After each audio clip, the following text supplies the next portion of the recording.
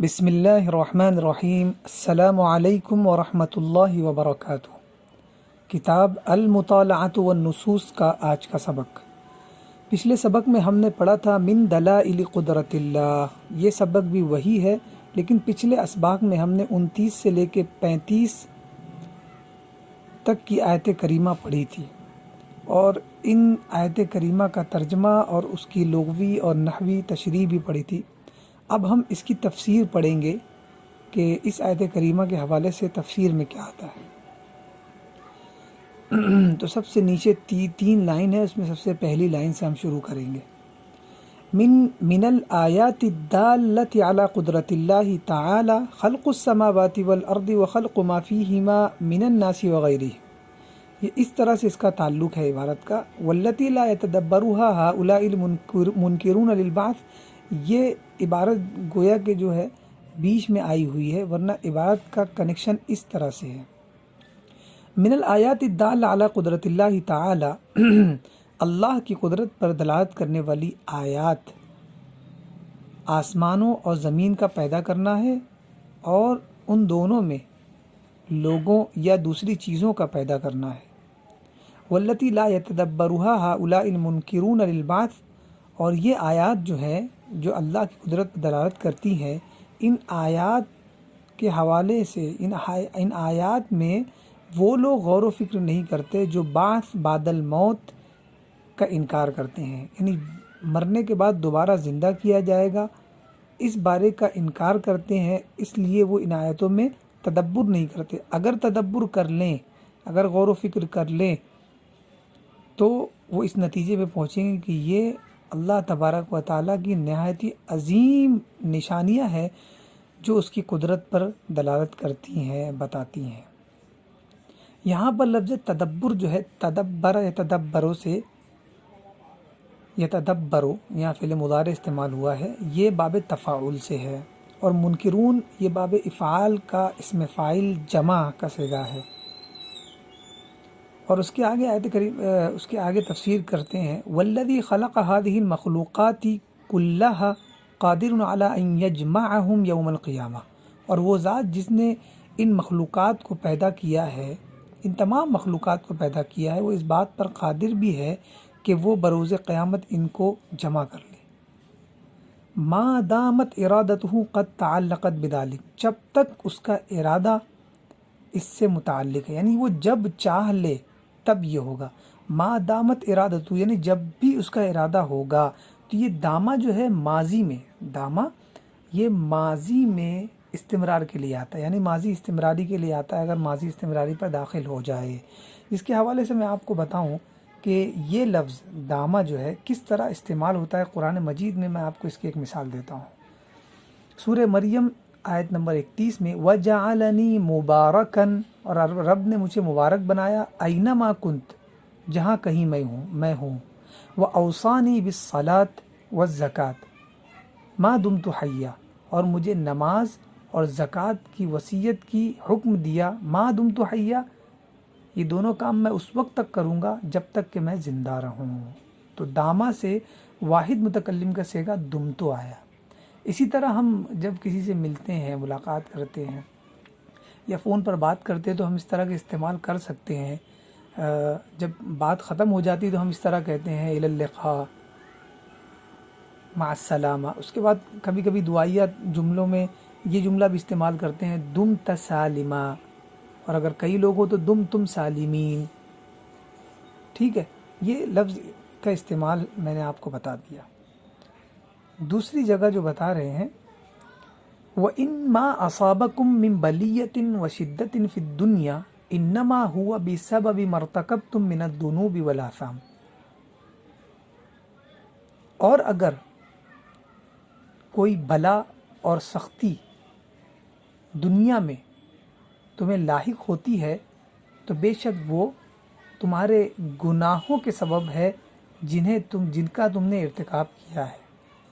وَمَعَ أَنَّ اللَّهَ يُعَاقِبُكُمْ عَلَى بَعْضِ ذُنُوبِكُمْ، اس کے باوجود، مع ان کے ساتھ جب آتا ہے تو کیا معنی ہوتا ہے؟ باوجود، اور باوجود اس کے کہ اللہ تبارک و تعالی تمہارے کچھ ہی گناہ پر تمہیں سزا دیتا ہے، عاقبہ یعاقب معاقبہ باب مفعالت سے، یہاں پر مضارع غائب کا صیغہ ہے، واحد غائب کا۔ باوجود اس کے کہ اللہ تبارک و تعالیٰ تمہارے بعض گناہوں پر تمہیں سزا دیتا ہے، فإنہ یتجاوز عن کثیر منہا، جبکہ وہ ان گناہوں میں سے زیادہ تر گناہوں سے تجاوز کر جاتا ہے، نظر انداز کر دیتا ہے۔ وَلَسْتُمْ بِمُعْجِزِينَ اللَّهَ هَرَبًا فِي الْأَرْضِ فَتَفُوتُوا مَا قَضَى عَلَيْكُمْ مِنَ الْمَصَائِبِ، اور تم زمین میں بھاگ کر اللہ تبارک و تعالیٰ کو عاجز نہیں کر سکتے، اس طرح سے کہ جب تم زمین میں بھاگو فَتَفُوتُوا مَا قَضَى عَلَيْكُمْ مِنَ الْمَصَائِبِ، اللہ تبارک و تعالیٰ نے جو مصائب تم پر لاحق کیے ہیں وہ تم سے چھوٹ جائیں، یعنی تم پر لاحق ہی نہ ہو۔ تو یہ فاتح جو فعل ماضی کا صیغہ ہے، فاتح یا فوتو سے فوت اس کا مصدر آتا ہے، اس کا مطلب ہوتا ہے مضى، فاتح یعنی مضى، فات الامر مضى وذهب اوانه، یعنی اس چیز کا وقت چلا گیا۔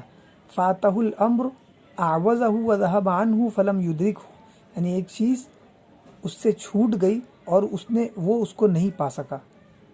فاتح فی الامر اے سبقہ فیہ، یعنی وہ کسی معاملے میں سبقت لے گیا، یعنی وہ کسی چیز کے ساتھ نہیں ہے، یا تو وہ اس کے آگے چلے گئی یا پیچھے چلے گئی۔ تو یہاں بولنا مقصد یہ ہے کہ اللہ تبارک و تعالیٰ اگر تم پر عذاب نازل فرمائے تو تم زمین میں بھاگتے پھرو، کہ اگر تم مان لو کہ بمبئی میں ہو، اگر بمبئی میں تم پر عذاب نازل کیا جائے تو تم سوچو کہ میں وہاں سے بھاگ کر بنگلور چلا جاؤں تاکہ میں عذاب سے بچ جاؤں، تو ایسا نہیں ہو سکتا۔ فتفوتو، تو تم بچ جاؤ، ما قضى علیکم المصائب، جو تم پر مصائب ڈالے گئے ہیں اس سے ایسا نہیں ہو سکتا، ٹھیک ہے۔ تو فاتح یفوتو سے تفوتو یہ جمع کا صیغہ ہے، یعنی یہ گویا جواب ہے کس کا؟ لستم بمعجزین اللہ حربا فی الارض کا، فتفوتو تو تم بچ جاؤ، یعنی تم بھاگو گے یہ سوچ کے کہ تم بچ جاؤ، ایسا نہیں ہو سکتا، ٹھیک ہے۔ وَلَيْسَ عَلَيْكُم مِّن دُونِهِ وَلِيٌّ يَدْفَعُ عَذَابَهُ عَنْكُمْ، اور اللہ کے علاوہ تمہارا کوئی مددگار بھی نہیں ہے، يَدْفَعُ عَذَابَهُ عَنْكُمْ، جو تمہیں اس کے عذاب سے بچا سکے۔ تو دفع عن صلہ کے ساتھ مطلب ہوتا ہے بچانا، کیا ہوتا ہے؟ بچانا، حفاظت کرنا، بہت سارا معنی ہوتا ہے۔ دفع عن صلہ کے ساتھ روکنا اور بچانا اور حفاظت کرنا، یہ دفع عن صلہ کے ساتھ۔ اور جب دفع کے ساتھ الی صلہ آ جائے گا تو معنی ہوتا ہے دینا، پے کرنا۔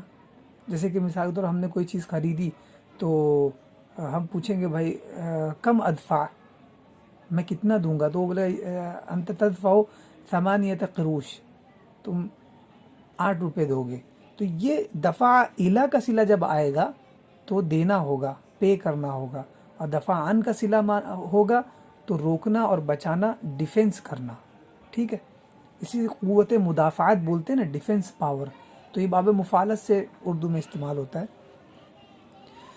یقول بعض العارفین، بعض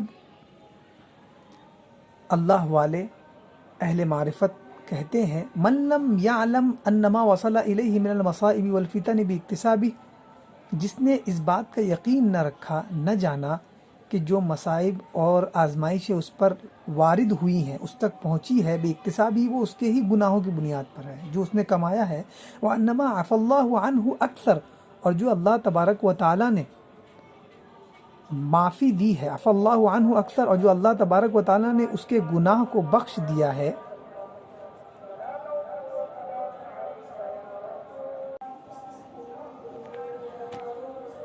اہل معرفت فرماتے ہیں کہ جس نے یہ اس بات کا یقین نہ رکھا کہ جو مصائب اور آزمائشیں اس تک پہنچی ہے، اس پر وارد ہوئی ہیں، اسے لاحق ہوئی ہیں، وہ اس کی خود مصائب اپنے خود گناہوں کی بنیاد پر ہے، وَأَنَّمَا عَفَى اللَّهُ عَنْهُ أَكْثَرُ، اور جبکہ اللہ تبارک و تعالیٰ نے جو اس کے گناہ معاف کیے ہیں وہ زیادہ ہیں۔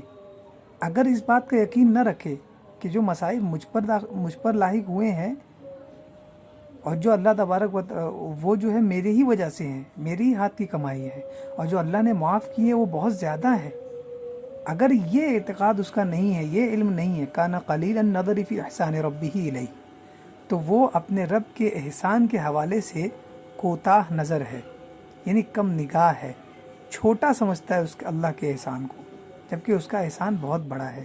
ایک دن میں پتہ نہیں کتنے ہم گناہ کرتے ہیں، اگر ہر ایک گناہ عدل و انصاف کے ساتھ تولا جائے اور اس کی جزا ہمیں دنیا میں دی جائے تو ہم سانس بھی نہیں لے سکتے۔ یہ اللہ کا کرم ہے کہ ہم گناہ کیے جا رہے ہیں اور اس کے رحمت کے بھروسے بے گناہ ہو کر گھوم رہے ہیں۔ ومن دلائل قدرت اللہ ایضا انہ خلق للناس السفن التي تسير